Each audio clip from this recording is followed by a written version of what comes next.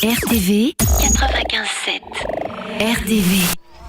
Le MAG avec Jennifer sur RTV. Connaissez-vous la légende du colibri, celle de cet immense incendie qui a ravagé la forêt ? Tous les animaux assistaient impuissants au désastre, tous sauf le colibri, le petit oiseau allait chercher quelques gouttes d'eau dans son bec pour les jeter sur le feu. Les autres animaux le prenaient pour un fou et le colibri leur répondit « Je sais, mais je fais ma part ». Cette légende aurait pu inspirer le projet que nous allons vous présenter aujourd'hui, l'opération Vauvette éco-citoyenne, qui va rassembler plusieurs actions en faveur du développement durable et de la protection de l'environnement. Et pour en parler, j'accueille Damien Stéphot, premier adjoint au maire de Vernouillet. Bonjour. Bonjour. Et Aziz Dougman, directeur du centre social La Passerelle. Bonjour. Bonjour. Et au cours de cette émission, vous nous expliquerez ce que vous allez proposer aux habitants des Vauvettes pour préserver la nature. RTV 95.7, le MAG avec Jennifer. Et aujourd'hui, dans le MAG, je reçois Damien Stéphot, premier adjoint au maire de Vernouillet, et Aziz Dougman, directeur du centre social La Passerelle. Et on va s'intéresser à l'opération Vauvette éco-citoyenne, un projet autour du développement durable. Déjà, pourquoi avoir choisi de lancer cette action aux Vauvettes ? On sait que les Vauvettes sont un quartier fraîchement rénové. On a terminé la rénovation urbaine des Vauvettes en 2014 avec l'arrivée des derniers logements. Il reste encore un projet urbain à mener sur le terrain Louis. Mais voilà, la rénovation est terminée. À Vernouillet, on a pour philosophie de dire que l'urbain ne peut pas aller sans l'humain. Donc on a tout au fil de cette rénovation urbaine mené de multiples projets qui mêlaient justement la participation des habitants pour accompagner le développement urbain. On a par exemple vu une compagnie de théâtre, Arbre et Compagnie, venir faire un programme sur les Vauvettes au fil du temps pour rappeler la mémoire, d'où on venait, où on allait et accompagner la démarche. En fait, notre but, c'est de mettre de l'humain en parallèle de l'urbain pour avancer et pour faire en sorte que tout ce qu'on a mis comme investissement, nous, la ville, mais au-delà de la ville, l'État, le département, la région, l'agglomération, tous ces fonds, c'est quand même, sur les Vauvettes, c'est à peu près entre 30 et 35 millions d'euros qui ont été investis dans le cadre de la rénovation urbaine. Donc nous, notre but, c'est de faire en sorte que cet investissement dans l'urbain perdure et qu'il soit un vrai investissement et que ce quartier se tienne dans le temps. On sait que si on veut que ce quartier se tienne dans le temps, il faut investir les habitants. Donc le but de ces diverses actions, c'est vraiment de les remettre au cœur du dispositif et de faire avec eux avancer les choses. On sait qu'aujourd'hui, au niveau national, on a d'énormes interrogations sur la politique de la ville. On voit ce qui arrive en ce moment avec la Cour des comptes qui arrive pour dire est-ce que la politique de la ville, ça marche ? Est-ce que c'est rentable d'investir autant d'argent, etc. Nous, on a envie de dire, et on l'a prouvé plusieurs fois au service de l'État, que oui, ça fonctionne. Si l'investissement est conséquent au départ et si l'investissement humain derrière est conséquent, si on se donne les moyens, nous, collectivités, ou qu'on donne les moyens aussi aux structures de services publics de proximité d'agir au contact des habitants, les investissements perdurent et développent une cohésion sociale très intéressante. Et cette relation finalement mairie-population, elle est très importante, ce lien qu'il y a. Je crois que, alors, à Vernouillet déjà, à la base, on est des artisans de la proximité. Et je pense que ça a été encore amplifié en 2014 avec la nouvelle loi politique de la ville qui venait nous amener comme, entre guillemets, obligation la co-construction, la participation citoyenne, l'accompagnement. Voilà, pour rentrer dans le cadre de la politique de la ville, il fallait faire tout ça. Donc nous, on a juste eu à reformaliser un petit peu, à se doter d'outils qu'on n'avait pas forcément, les conseillers citoyens par exemple. On a remis tout ça en forme dans le cadre de la nouvelle politique de la ville. Et c'est vrai qu'aujourd'hui, moi je dirais qu'après 4 ans d'exercice, on a quelque chose qui ressemble vraiment à l'esprit de la loi et qui a pris une vraie vitesse de croisière et qui produit des choses, qui a des vrais résultats humains sur le terrain. Alors pour revenir à ce projet Vauvette éco-citoyenne, alors concrètement, quel défi, si on peut parler de défi, vous lancez aux habitants des Vauvettes ? Alors moi, le défi qu'on lance, c'est maintenir une cohésion au niveau du public, vivre bien dans son quartier. On a amélioré beaucoup de choses, comme on l'a précisé auparavant avec l'aide des politiques, mais vivre, c'est au quotidien. C'est le plaisir à sortir, le plaisir à côtoyer son voisin, le plaisir à pratiquer une activité, donc, et puis être fier de son quartier. Comment ça va se décliner tout ça alors ? Alors, autour de différentes actions. Donc, le développement durable, je dirais que c'est au cœur des préoccupations de tout pays, de toute ville, et puis individuellement. Donc, le développement durable, ça concerne... Alors, quand on parle développement durable, on pense souvent déchets, recyclage, maîtrise des ressources, puisque c'est comme ça que ça se définit, assurer et pérenniser les ressources pour les générations futures. Donc nous, comment au quotidien, dans notre petit quartier, sans vouloir minimiser, dans notre quartier, comment on peut faire prendre conscience à notre population de ces enjeux? Alors, on l'a décliné autour de 4 thématiques, l'alimentation, la réduction des déchets, l'écomobilité et puis la biodiversité. Je vais citer en exemple une action, par exemple, donc sur l'alimentation, comment consommer mieux et comment réduire ces déchets en même temps. Un exemple, les goûters, on a des goûters sur nos activités où les enfants viennent avec des goûters, beaucoup d'emballage, donc le suremballage, donc on va initier les parents, les enfants, prendre des goûters autrement, fabriquer ses propres goûters, créer une boîte à goûter pour limiter les emballages et consommer mieux tout en même temps. On réalisera des recettes de gâteaux faciles à emporter, par exemple les compotes, des gourdes recyclables de compotes. Réaliser une compote, ça prend 2 minutes et on la met dans une gourde qu'on réutilisera le lendemain. Sur la biodiversité, donc là l'enjeu est un peu plus grand, donc on va essayer de créer des espaces, un espace surtout où on va essayer de jardiner et faire découvrir les enfants le cycle d'une plante, enfin d'une plante, d'un fruit, d'un légume, donc l'apprentissage d'un jardin pédagogique. Et puis, tout en demandant aux habitants d'accompagner le fleurissement du quartier, essayer de créer des petits espaces, sensibiliser à fleurir peut-être son balcon, voilà. Et puis, expliquer tout ce que ça peut apporter, les fleurs. Les insectes. Les insectes. Ouais. Sur le recyclage, on trie, et puis il y a des choses qu'on peut réutiliser. On le fait déjà, ça a été entamé. Donc nous, dans nos activités au quotidien, on fait beaucoup d'activités manuelles. Et il y a un coût au niveau des consommables, mais on peut faire des choses très intéressantes avec une boîte d'œufs, une bouteille en plastique, des bouchons, des rouleaux de papier essuie-tout. Donc les animateurs sont sensibilisés à cette question, d'utiliser vraiment le matériel, et on fait appel aux parents. Donc là, on commence à récolter beaucoup de matériel. Donc là, dans ce projet-là, on a l'idée de faire un peu une banque de matériel qu'on pourrait redispatcher sur les autres centres et les autres activités de la ville. Et puis le volet mobilité, écomobilité, donc là, ça va être un chantier où on va donc sensibiliser à moins utiliser la voiture. Petit exemple, donc on a une école qui est située au cœur du quartier et beaucoup de gens utilisent la voiture pour amener les enfants qui est à l'école, qui est à proximité. Bon, gaz à effet de serre, le coût du carburant qui augmente. Donc, inciter à venir emmener l'enfant à pied et pourquoi pas mettre en place un pédibus. Donc, le principe du pédibus, on récupère les enfants sur un parcours défini. C'est 2 personnes qui accompagnent les enfants à l'école et qui repartent le soir et qui les amènent au pied des immeubles ou des appartements ou à un point donné. Le MAG sur RTV 95.7.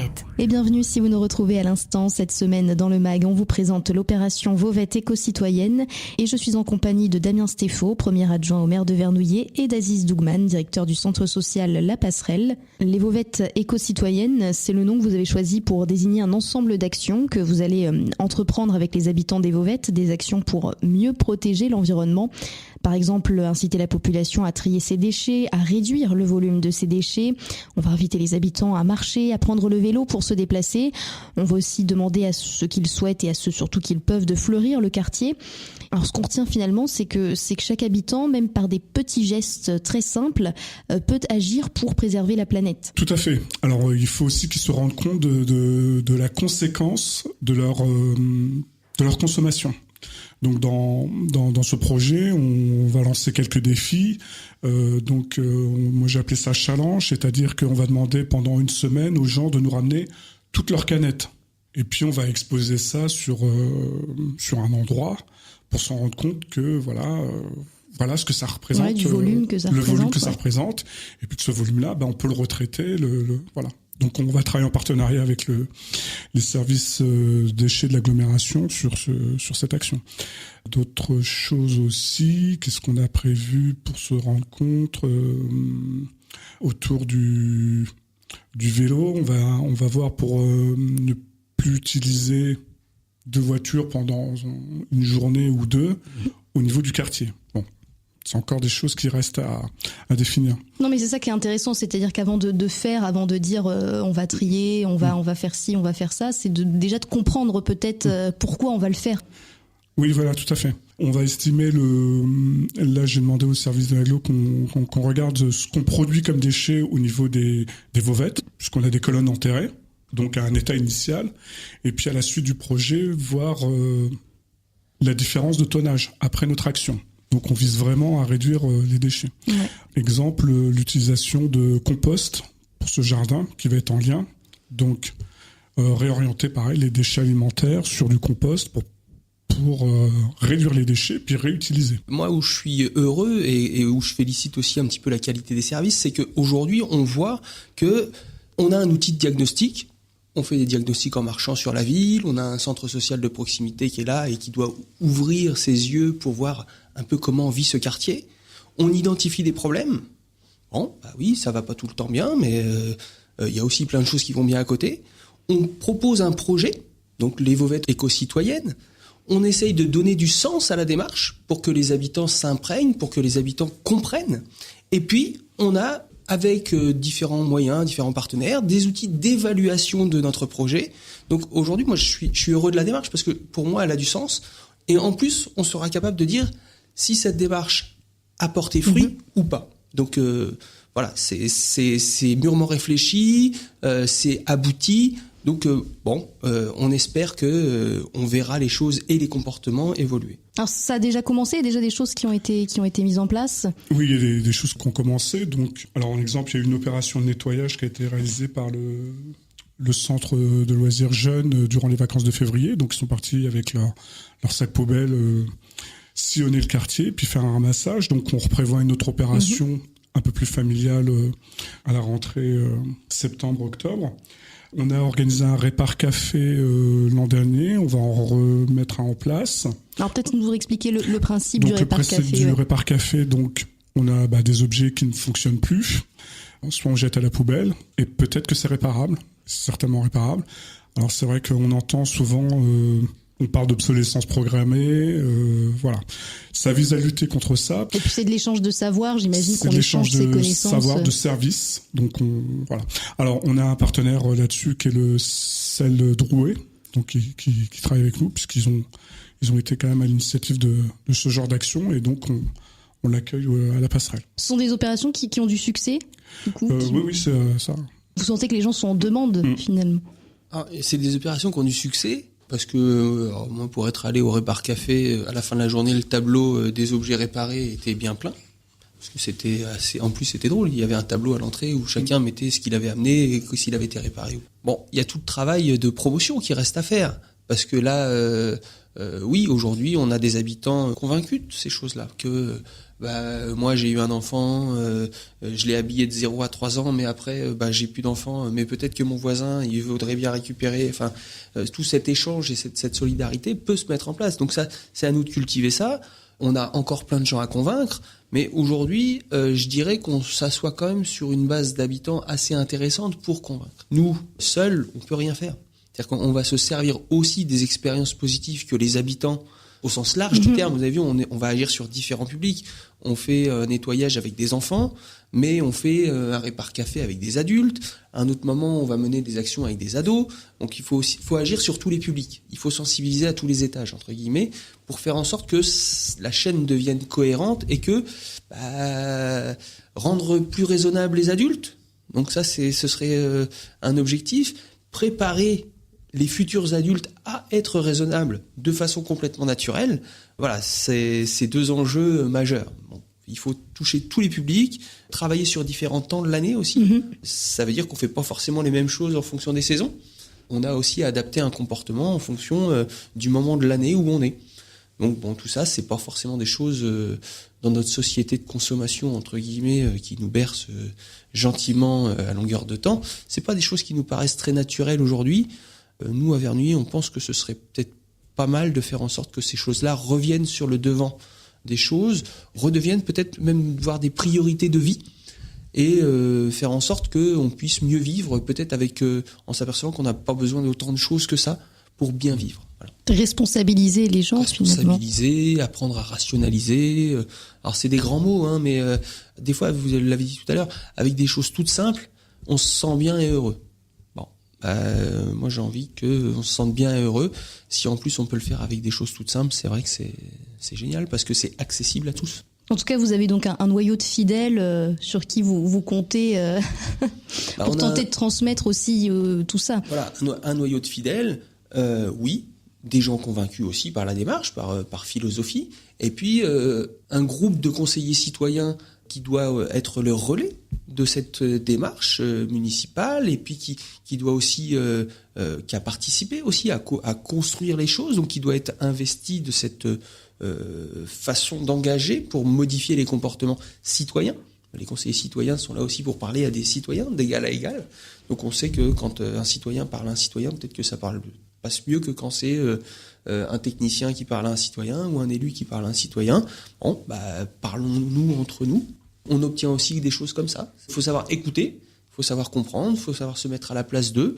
Bon, je pense que aujourd'hui, on est loin d'avoir gagné la démarche, mais je pense que quand on évaluera les choses, je sais d'ores et déjà qu'on aura bien avancé. Oui, puis c'est peut-être pas la quantité aussi déjà, c'est comme on dit, c'est la qualité. Si bien déjà sûr. Vous arrivez à convaincre quelques personnes, ce sera déjà ça de prix. Depuis 2014, on est dans un travail de continuité. Là, on a choisi la biodiversité, on a choisi l'écomobilité. J'ai envie de dire que ces thématiques sont des excuses et des prétextes. Le fond, c'est de remettre le citoyen au cœur de sa cité et de ses décisions.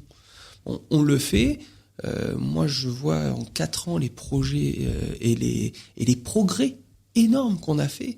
Je pense que les vernolitains des quartiers, que ce soit de la Tabellienne ou des Vauvettes, s'en aperçoivent tous les jours. Pour moi, c'est au-delà de toutes les espérances qu'on pouvait avoir lorsqu'on a installé les conseils citoyens ou quand on a fait le choix de la nouvelle politique de la ville. Pour moi, on a vraiment dépassé nos ambitions. RTV 95.7, le MAG. Merci d'être avec nous dans le MAG. Aujourd'hui, on évoque en détail l'opération Vauvette éco-citoyenne. Et mes invités sont Damien Stéphaux, premier adjoint au maire de Vernouillet, Aziz Dougman, directeur du centre social La Passerelle. Les Vauvettes éco-citoyennes regroupent plusieurs actions qui seront ou ont déjà été mises en place pour sensibiliser les habitants à la protection de l'environnement. Ce projet comprend de nombreuses activités participatives autour du tri des déchets, du recyclage, du compost par exemple.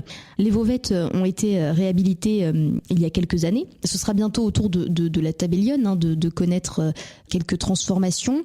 Alors justement, est-ce que vous sentez une différence entre ces deux quartiers, l'un qui a été rénové, l'autre qui est en passe de l'être? Je pense que on sent que dans les yeux des habitants de la Tabellienne, le projet des Vauvettes est une réussite. Et je suis heureux de voir ça parce que ça leur donne envie d'obtenir la même chose. Maintenant, la Tabellienne n'est pas le quartier des Vauvettes, donc par contre, on a les mêmes envies, on a les mêmes ambitions pour ce quartier. On utilisera peut-être des méthodes différentes parce que le quartier n'est pas vraiment le même géographiquement, parce que les habitants ont peut-être d'autres envies et d'autres... Mais on utilisera les mêmes ambitions, les mêmes objectifs, peut-être avec des méthodes différentes, mais on suivra une même ligne de conduite. Pour exemple, quand on a rénové les Vauvettes, un des choix forts qui a été fait, c'est de construire la passerelle au cœur du quartier, en jonction de l'urbain quartier des Vauvettes et des Grandes Vauvettes. Voilà, ça c'était pour nous remettre du service public au cœur, pour amener des habitants de l'extérieur, mais aussi du quartier, créer une mixité sociale. Ça, c'était un enjeu majeur. Aujourd'hui, Paris réussit. Une des premières choses qu'on a inscrites dans la rénovation urbaine de la Tabellienne, nous, ville de Vernouillet, dans ce qui nous concerne, parce qu'après, il y a toute la partie habitat Drouet, avec les démolitions, les réhabilitations, etc., c'est la construction d'un nouveau centre social, avec les mêmes ambitions, au cœur d'un quartier, mais plus largement au cœur d'un plateau, le plateau des Corvées, où on doit faire de ce lieu un endroit de mixité sociale, de partage, de solidarité, etc. On a les mêmes envies, les mêmes ambitions. On a un avantage sur la Tabellion, c'est qu'on a les conseillers citoyens, on a un outil de recueil de paroles citoyennes que l'on n'avait pas à l'époque. Et donc je pense qu'on sera encore plus cohérent. Mais justement, parce qu'on parle du centre social, quelle place aujourd'hui la passerelle elle occupe dans le quartier des Vauvettes ? Je dirais maintenant une place incontournable, incontournable. Mais comme l'a précisé M. Stéphot, la passerelle n'appartient plus qu'au quartier, elle appartient au plateau. Et c'est vrai qu'il y a une ouverture maintenant sur les Vauvettes, mais plus largement sur tout le plateau sud. Vous avez trouvé votre public aujourd'hui Oui, et puis le public a trouvé sa place au sein de la structure. Alors peut-être pour expliquer un petit peu ce qu'on fait à la passerelle, ce qu'on y trouve. Alors beaucoup de services, donc on a une activité d'animation au quotidien, donc avec de l'activité périscolaire après l'école, avec des activités de l'ado devoir, donc pour les publics enfance et jeunes. Des ateliers, donc des ateliers divers autour de la découverte, comme de la danse, de la capoeira pour les enfants, du qigong, du stretching, du dessin, voilà, des ateliers de découverte. Et puis des services de proximité, donc tout ce qui est inscription, des services un peu annexes de la mairie. Des permanences sociales, donc c'est quand même un pôle social, donc où il y a plein de permanences, missions locales, assistantes sociales, CIDFF, donc sur les droits des femmes. Un volet culturel avec une programmation, et puis les conseils citoyens, l'animation des conseils citoyens, des dossiers comme la gestion de ce qu'on appelle la GUSP, la gestion urbaine et sociale de proximité. J'ai rien oublié. Déjà, quand on fait tout ça bien... Oui, voilà, voilà. Pour revenir au projet Vauvettes éco-citoyenne, on voit qu'aussi c'est créer du lien entre les habitants, les inciter à sortir de chez eux, à se rencontrer, à se parler. Comme on l'a dit tout à l'heure, c'est vrai que l'écologie, le développement durable n'est que le prétexte. Nous, derrière ça, c'est l'échange entre les habitants, la participation. C'est pour ça que ce mot citoyenne, éco-citoyenne dans le titre du projet a une importance. Voilà. C'est pas un projet écologique, c'est vraiment éco et citoyenneté. C'est la citoyenneté qui est quand même mise en avant. Voilà. Citoyenneté, valeurs de la République, cohésion. Voilà. Moi, je souhaite pas que les quartiers de Vernouillet deviennent des quartiers entre guillemets dortoirs. On dit souvent, le Drouet, c'est une agglomération dortoir parce que le prix du mètre carré, il est un peu moins cher que sur Paris. Alors, on prend vite le train, on va. Bon, moi je crois que ça c'est peut-être vrai dans la bouche de certains. Hein. En tout cas, moi je peux pas concevoir ça. Je pense qu'il y a une vraie vie sur nos plateaux. Je parle même pas des quartiers. Hein. Il y a une vraie vie sur nos plateaux où on peut se rencontrer, on peut échanger, que ce soit le soir, le week-end, etc. Lorsqu'on a envie, on peut faire, on peut rencontrer, on peut découvrir, on peut innover. Voilà, tous les champs de possibles. On essaye de proposer un maximum de champs de possibles à nos habitants pour qu'ils puissent avoir l'occasion de sortir de leur quotidien, progresser dans un secteur, avancer vers, etc. Je pense qu'il fait plutôt bon vivre avec ce genre d'initiative et on vient pas là que parce que le prix du mètre carré est pas cher. Et alors du coup, de façon générale, parce que là on parle des Vauvettes, mais quelle est la philosophie, on va dire, et justement la politique de Vernouillet en matière de développement durable? Il y a déjà des choses qui sont faites, je pense au festival Écofilm tous les ans qui permet de sensibiliser les gens, les élèves en particulier à ces problématiques liées au réchauffement climatique. Sur Vernouillet-Plage aussi, il y a l'agglo du Pays de Dreux qui fait toujours le troc-canette, qui connaît toujours un gros succès. Alors par exemple, sur les Vauvettes, lors de la réhabilitation, il y avait eu un gros travail de fait avec l'école Louis Aragon sur le tri sélectif. Parce que à l'époque, les colonnes enterrées n'existaient pas. Donc on a fait un gros travail avec l'école, avec les centres de loisirs sur le tri sélectif. Aujourd'hui, on s'aperçoit d'une chose, et là je vais parler sur le Drouet en général, c'est qu'il y a des quartiers qui vivent plus ou moins bien le tri sélectif. Sur les Vauvettes, ça vit bien. Pourquoi ça vit bien ? Peut-être parce qu'on a fait un travail préalable. Nous, on pense que ancrer les choses dès le plus jeune âge, c'est se donner des chances supplémentaires de réussir. C'est pour ça qu'on mène le festival Ecofilm depuis de nombreuses années, avec des fois la thématique de la mer, d'autres fois la thématique de l'agriculture, enfin avec des thématiques diverses qui peuvent permettre aux jeunes de rebondir d'une idée, de faire des rapprochements, etc. Et puis de cultiver un petit peu cette sensibilité. Aujourd'hui, à Vernouillet, oui, on a une culture du développement durable, mais au même titre que notre agglomération, dans son entier, à mon sens, a une culture du développement durable. On voit l'énergie déployée des services de l'agglomération sur ces champs-là. Moi, je me rappelle d'expériences qui ont été menées par le service développement durable sur les poubelles au régime, sur les ambassadeurs de tri, ils ont une action énorme. Donc, on n'est pas tout seul pour cultiver tout ça. C'est vraiment le résultat d'un travail entre partenaires. Oui, on a des convictions développement durable à Vernouillet, mais on ne serait pas juste de se les accaparer. Je pense qu'il faut plutôt se les partager et dire merci aux partenaires de l'agglomération de nous donner les moyens d'eux ensemble d'arriver à. RTV 95.7, le MAG avec Jennifer. On est entré dans la dernière partie de ce MAG. À mes côtés, Damien Stéphaux, premier adjoint au maire de Vernouillet, Aziz Dougman, directeur du centre social La Passerelle. Et cette semaine, on s'intéresse au projet Vauvette éco-citoyenne, pour lequel on invite tous les habitants des Vauvettes à se mobiliser pour agir en faveur de l'environnement. L'opération Vauvette éco-citoyenne se concentre donc pour le moment sur les Vauvettes, pour continuer le travail qui a été mené pendant la réhabilitation du quartier. Ce sera bientôt au tour de la Tabellione d'être rénové, d'être réhabilité également. Le projet Vauvette éco-citoyenne comprend plusieurs volets. Une partie alimentation, réduction des déchets, un volet sur l'écomobilité, mais aussi sur la biodiversité avec le fleurissement du quartier, un jardin pédagogique, le compost également qui a déjà été testé à la Tabellione avec quelques habitants. On a mis des composteurs dans les jardins, à la Tabellione, avec l'agglomération, toujours avec l'agglomération. Je crois que c'est vraiment on va dire qu'à Vernouillet, le partenariat est un mot assez omniprésent dans notre façon de concevoir les projets. On travaille avec des gens qui nous apprécient et avec qui on a confiance. Avec le service développement durable ou déchets, on travaille de façon très efficace, vraiment. On est toujours partant quand ils ont une innovation à nous faire passer. Quand on réclame quelque chose ou quand on se dit tiens, ce serait peut-être bien d'eux, ils sont assez prompts à proposer. Donc l'échange est bon, les résultats avancent. Je pense que tout n'est pas parfait. Le tri des déchets, il y a qu'à se promener un petit peu autour des points d'apport collectifs de déchets sur les journaux, etc. On voit souvent des déchets posés au sol. Il y a encore tout un travail à mener auprès de nos habitants globalement, en leur disant soyez plus raisonnables, pensez aussi à ce que votre ville reste belle, parce qu'il y a des gens de l'extérieur qui passent dans notre ville. Et l'image, c'est important. Il faut savoir se faire beau aussi pour les autres, pour soi, mais aussi pour les autres. Donc, on a encore du travail à faire. Ça passe par l'éducation, ça passe par la sensibilisation, ça peut aussi passer par la répression. On a des moyens de contrôle, et s'il faut en venir là, peut-être qu'on en viendra là.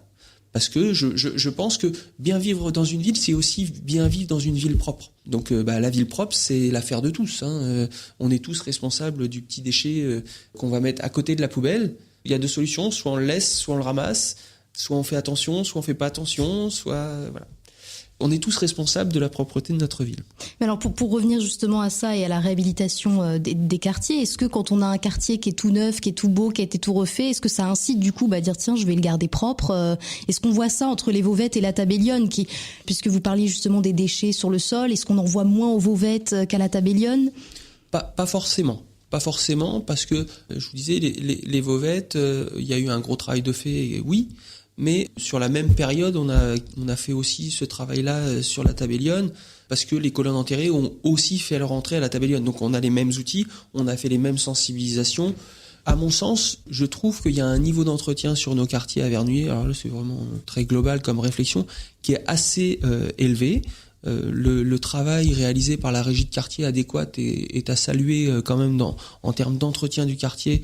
Et les quartiers sont souvent propres, les tailles d'arbustes, les pelouses sont souvent nickel. On a des quartiers à Vernouillet qui vivent plutôt bien. Ça veut pas dire qu'il n'y a pas de problème, mais J'ai pas l'impression qu'on ait des quartiers moches, entre guillemets. On a des quartiers qui sont plutôt jolis, avec pas les mêmes caractéristiques.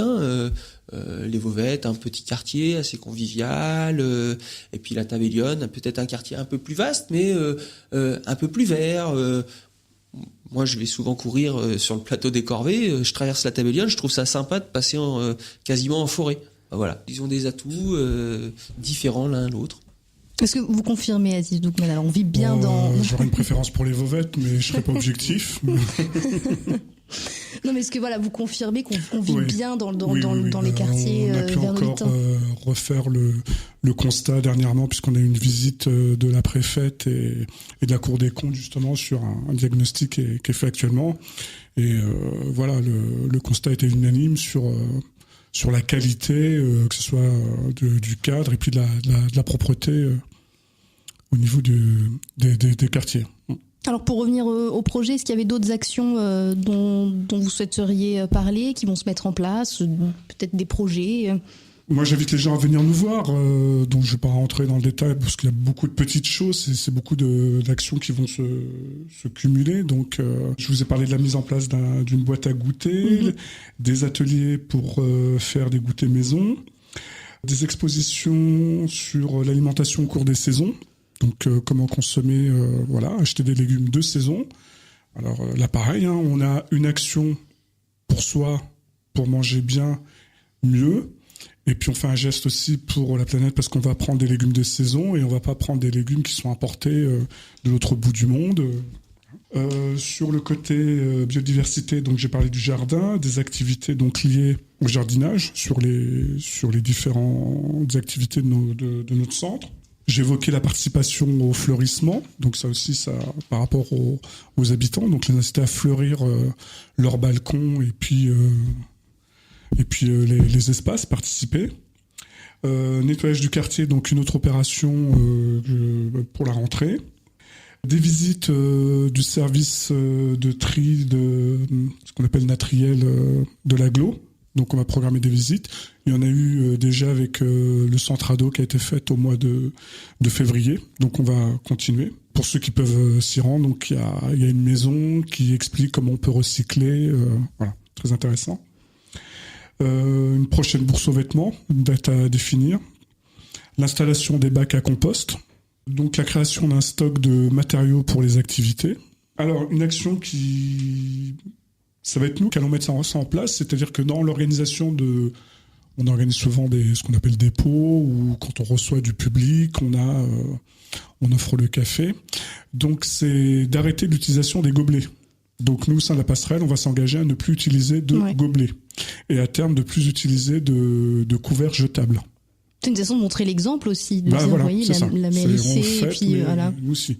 Voilà, on n'utilisera plus de gobelets en plastique, on utilisera des verres, des tasses qui seront lavées, mais on n'utilisera plus de gobelets jetables. Alors c'est marrant parce que j'écoutais justement à la radio où on demandait dernièrement aux producteurs d'arrêter pour, je sais plus, l'horizon 2020, de plus produire d'assiettes en plastique, de coton, comme ça, des cotons-tiges, des pailles. Donc on est déjà un peu dans l'esprit. Un côté un peu plus artistique, c'est réutiliser le matériel pour créer des sculptures, pour décorer un peu le quartier. Favoriser l'utilisation du vélo, donc bien s'équiper pour utiliser son vélo, que ce soit le casque, le gilet, et donc faire toute la promotion de l'usage du vélo. Et puis vous êtes ouvert, j'imagine, aux propositions des habitants aussi. On fait avec les habitants, ils peuvent participer et faire des propositions. Vous souhaitez ajouter quelque chose ? Bon, moi, juste peut-être pour terminer, et puis pour essayer de donner vraiment de l'ampleur au projet, vous disiez tout à l'heure qu'on pouvait éventuellement avoir des propositions des habitants. Oui, pourquoi ? Parce que au final, le projet Vauvettes éco-citoyenne a commencé, mais à mon sens, il doit jamais finir. C'est-à-dire que on est dans quelque chose de durable. Voilà, ce projet doit être durable au même titre que ce qu'on va défendre dans ce projet-là. On est vraiment dans la création des habitudes, dans la création des comportements. Donc les habitants, s'ils ont des bonnes idées en termes de comportement, de développement durable, ils sont les bienvenus et leurs idées sont les bienvenues. Tout à l'heure, on faisait aussi référence à l'alimentation et manger cuisiner avec des légumes de saison, moi j'y vois un lien direct aussi quand même avec la notion de santé, qui est une notion centrale aujourd'hui de notre agglomération, qu'on développe en partenariat aujourd'hui avec la ville de Dreux, et on est en train de relancer le contrat local de santé avec la ville de Dreux, et là on aura vraiment, je pense, à valoriser ce genre d'action, parce que la santé ça commence déjà en mangeant bien. Et puis, moi, je n'ai qu'un souhait, c'est de faire en sorte que Vernouillet soit une ville urbaine, mais aussi une ville humaine. Merci messieurs. Merci beaucoup. Et vous retrouverez les coordonnées du centre social La Passerelle sur le site vernouillet28.fr. Je vous remercie de nous avoir suivis. Je vous souhaite un bon week-end avec RTV.